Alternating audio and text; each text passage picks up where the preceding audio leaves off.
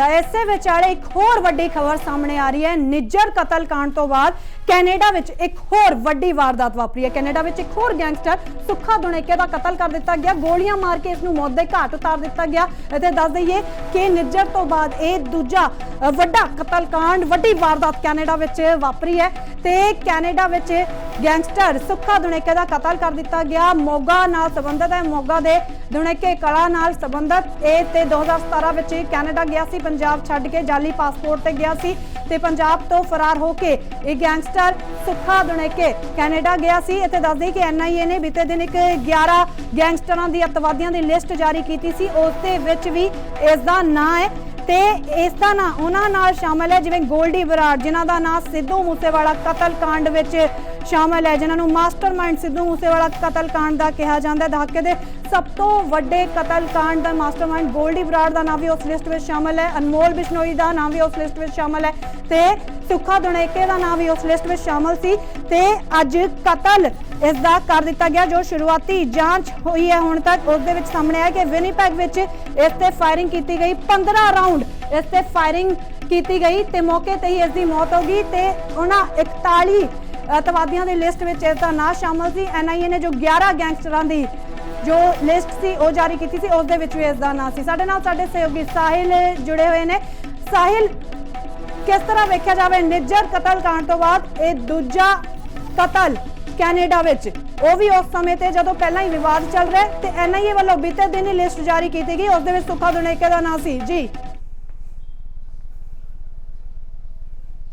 बिल्कुल जिस तरीके तुसीं भी जिक्र किया है कि किस तरीके दे नाल जिहड़ा हरदीप सिंह निज्जर तो बाद एक दूजी वड्डी वारदात जिहड़ी है कैनेडा दे विच वापरी है, जिस दे विच सुखदूल सिंह गिल उर्फ जिहड़ा है सुक्खा दुनेके जो कि दुनेके कला मोगा दा रहण वाला सीगा ते 2017 दे विच पंजाब तो जाली पासपोर्ट राहीं जिहड़ा कैनेडा भज गया सीगा, उस दा जिहड़ा किते ना किते कतल जिहड़ा हुंदा होया नज़र आ रहा है। कैनेडा दे विनीपैग दे विच इह कतल दी वारदात नूं अंजाम दित्ता गया ते जानकारी जो रिपोर्ट जानकारी हद तक सामने आई है उस दे विच 14 राउंड जिहड़े है जो सीधे तौर ते दस्से जा रहे हैं कि 14 राउंड जिहड़े फायर कीते गए सुक्खा दुनेके दे उत्ते, जिस दे नाल सुक्खे दुनेके दी मौके ते ही जिहड़ी मौत हो गई। उत्थे दूजे पासे जिहड़ी NIA ਵੱਲੋਂ ਜਿਹੜੀ ਹੈ ਲਿਸਟ ਜਾਰੀ ਕੀਤੀ ਗਈ ਸੀ, ਉਹਨਾਂ ਉਸ ਲਿਸਟ ਦੇ ਵਿੱਚ ਵੀ ਸੁੱਖਾ ਦੁਨੇਕੇ ਦਾ ਨਾਮ ਜਿਹੜਾ ਹੈ ਉਹ ਸ਼ਾਮਿਲ ਸੀਗਾ, ਜਿਸ ਨੂੰ ਕਿ ਸਿੱਧੇ ਤੌਰ ਤੇ ਗੱਲ ਕਹੀਏ ਖਾਸ ਕਰਕੇ ਵੱਡੀ ਗੱਲ ਇਸ ਦੇ ਵਿੱਚ ਇਹ ਜ਼ਰੂਰ ਦੇਖਣ ਵਾਲੀ ਹੈ ਨੀਲਮ ਕਿ ਇਹ ਵਾਰਦਾਤ ਉਸ ਵਕਤ ਵਾਪਰੀ ਹੈ ਜਿਸ ਵਕਤ ਭਾਰਤ ਤੇ ਕੈਨੇਡਾ ਦੇ ਵਿਚਾਲੇ ਜਿਹੜਾ ਕਹਿ ਲਈਏ ਕਿ ਰਿਸ਼ਤਿਆਂ ਦੇ ਵਿਚਾਲੇ ਜਿਹੜੀ ਕਿਤੇ ਨਾ ਕਿਤੇ ਤਕਰਾਰ ਪੈਂਦੀ ਹੋਈ ਨਜ਼ਰ ਆ ਰਹੀ। ਖਾਸ ਕਰਕੇ ਹਰਦੀਪ ਸਿੰਘ ਨਿੱਜਰ ਕਤਲकांड ਦੀ ਗੱਲ ਕੀਤੀ ਜਾਵੇ ਉਸੇ ਉਹਦੇ ਕੜੀ ਦੇ ਵਿੱਚ ਜਿਹੜਾ ਕਿਤੇ ਨਾ ਕਿਤੇ ਇਹ ਕਤਲ ਜਿਹੜਾ ਹੁੰਦਾ ਹੋਇਆ ਨਜ਼ਰ ਆ ਰਿਹਾ। ਦੂਜੇ ਪਾਸੇ ਜੇਕਰ ਗੱਲ ਕਰੀਏ ਤਾਂ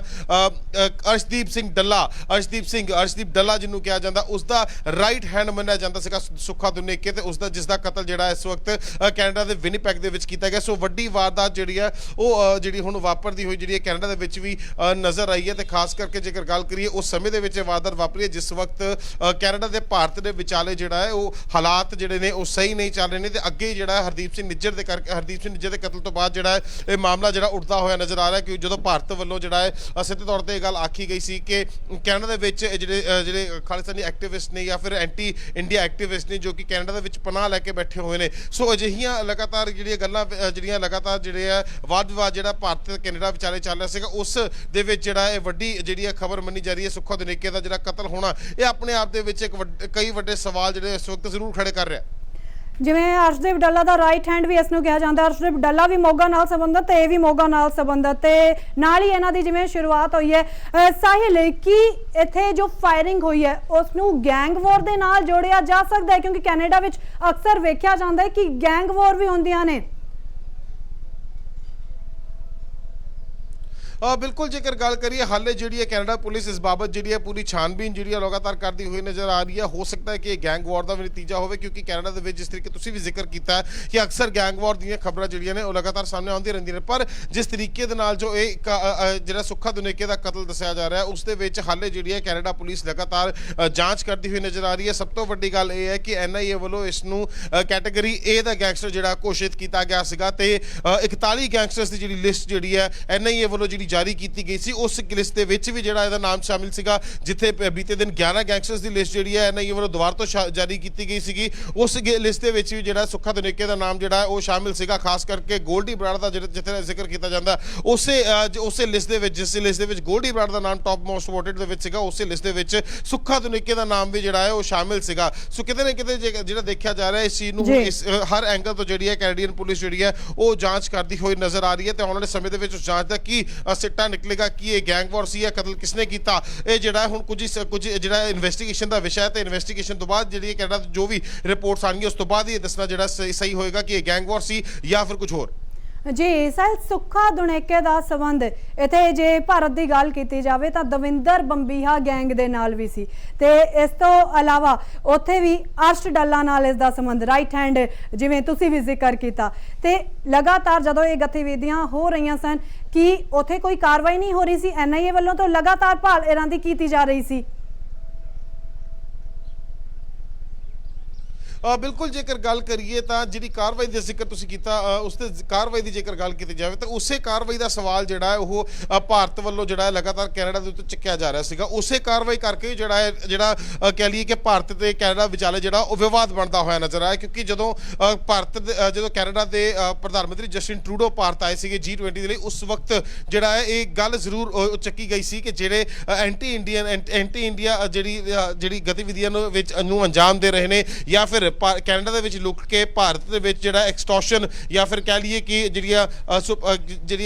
ਕਤਲੋਗਰਦ ਨੂੰ ਅੰਜਾਮ ਦਿੱਤਾ ਜਾ ਰਿਹਾ ਜਾਂ ਫਿਰ ਜਿਹੜੀ ਕਹਿ ਲਈਏ ਕਿ ਫਰੌਤੀਆਂ ਮੰਗੀਆਂ ਜਾ ਰਹੀਆਂ ਨੇ, ਉਹ ਸਭ ਚੀਜ਼ਾਂ ਨੂੰ ਕੈਨੇਡਾ ਤੋਂ ਬਹਿ ਕੇ ਜਿਹੜਾ ਹੈ ਅੰਜਾਮ ਦਿੱਤਾ ਜਾ ਰਿਹਾ। ਸੋ ਉਹਨਾਂ ਚੀਜ਼ਾਂ ਦੇ ਉੱਤੇ ਜਿਹੜਾ ਲਿਸਟ ਜਿਹੜੀ ਹੈ ਜਾਰੀ ਐਨਆਈਏ ਵੱਲੋਂ ਕੀਤੀ ਜਾਂਦੀ ਹੈ, ਉਹਨਾਂ ਲੋਕਾਂ ਦੇ ਉੱਤੇ ਕੈਨੇਡਾ ਕਾਰਵਾਈ ਕਰੇ, ਉਹਨਾਂ ਨੂੰ ਪਨਾਹ ਨਾ ਦੇਵੇ। ਇਸੇ ਚੀਜ਼ ਕਰਕੇ ਜਿਹੜਾ ਕੈਨੇਡਾ ਦੇ ਭਾਰਤ ਵਿਚਾਲੇ ਜਿਹੜਾ ਤਣਾਅ ਪੈਂਦਾ ਹੋਇਆ ਨਜ਼ਰ ਆਇਆ, ਜਿਸ ਤੋਂ ਬਾਅਦ ਜੇਕਰ ਗੱਲ ਕਰੀਏ ਤਾਂ ਕੈਨੇਡਾ ਦੇ ਪ੍ਰਧਾਨ ਮੰਤਰੀ ਜਸਟਿਨ ਟਰੂਡੋ ਪਾਰਲੀਮੈਂਟ ਦੇ ਵਿੱਚ ਬਿਆਨ ਦਿੰਦੇ ਨੇ, ਉਸ ਤੋਂ ਬਾਅਦ ਜਿਹੜਾ ਐਡਵਾਈਜ਼ਰੀਆਂ ਜਾਰੀ ਹੁੰਦੀਆਂ ਨੇ। ਸੋ ਕਿਤੇ ਨਾ ਕਿਤੇ ਜੇਕਰ ਗੱਲ ਕਰੀਏ ਇੱਕ ਵੱਡਾ ਜਿਹੜਾ ਮਸਲਾ ਇਸੇ ਕਰਕੇ ਜਿਹੜਾ ਭਾਰਤ ਤੇ ਕੈਨੇਡਾ ਦੇ ਵਿਚਾਲੇ ਇਸ ਵਕਤ ਬਣਿਆ ਹੋਇਆ ਨਜ਼ਰ ਆ ਰਿਹਾ, ਕਿਉਂਕਿ ਭਾਰਤ ਲਗਾਤਾਰ ਇਹ ਗੱਲ ਕਹਿ ਰਿਹਾ ਕਿ ਜਿਹੜੇ ਗੇ ਰੇਟਡ ਗੈਂਗਸਟਰਸ ਜੋ ਕਿ ਕੈਨੇਡਾ ਦੇ ਵਿੱਚ ਪਨਾਹ ਲੈ ਕੇ ਬੈਠੇ ਹੋਏ ਨੇ, ਉਹਨਾਂ ਦੇ ਉੱਤੇ ਕੈਨੇਡਾ ਕਾਰਵਾਈ ਕਰੇ। ਪਰ ਹੁਣ ਇਹ ਦੇਖਣਾ ਹੋਏਗਾ ਕਿ ਜਦੋਂ ਸੁੱਖਾ ਧਨੇਕੇ ਦਾ ਕਤਲ ਹੋ ਜਾਂਦਾ ਤਾਂ ਉਸ ਵਕਤ ਕੈਨੇਡਾ ਇਸ ਪੂਰੇ ਮਾਮਲੇ ਨੂੰ ਕਿਸ ਤਰੀਕੇ ਦੇਖਦਾ ਹੈ, ਕੈਨੇਡਾ ਉਸ ਕੈਨੇਡਾ ਦੀ ਸਰਕਾਰ ਜਾਂ ਕੈਨੇਡਾ ਦੀ ਜਿਹੜਾ ਐਡਮਿਨਿਸਟ੍ਰੇਸ਼ਨ ਹੈ ਉਹ ਕਿਸ ਤਰੀਕੇ ਨਾਲ ਇਸ ਪੂਰੇ ਮਾਮਲੇ ਦੇ ਉੱਤੇ ਕਾਰਵਾਈ ਕਰਦਾ ਹੈ, ਕਿਉਂਕਿ ਇਹ ਕੈਟਾਗਰੀ ਦਾ ਗੈਂਗਸਟਰ ਜਿਹੜਾ ਹੈ ਉਹ ਰੇਟ ਕੀਤਾ ਗਿਆ ਸੀਗਾ ਐਨਆਈਏ ਵੱਲੋਂ ਭਾਰਤ ਦੇ ਵਿੱਚ। ਜੀ ਸਾਹਿਲ, ਸਰੀ ਵਿੱਚ ਨਿੱਜਰ ਦਾ ਕਤਲ ਤੇ ਵਿਨੀਪੈਗ ਵਿੱਚ ਇੱਥੇ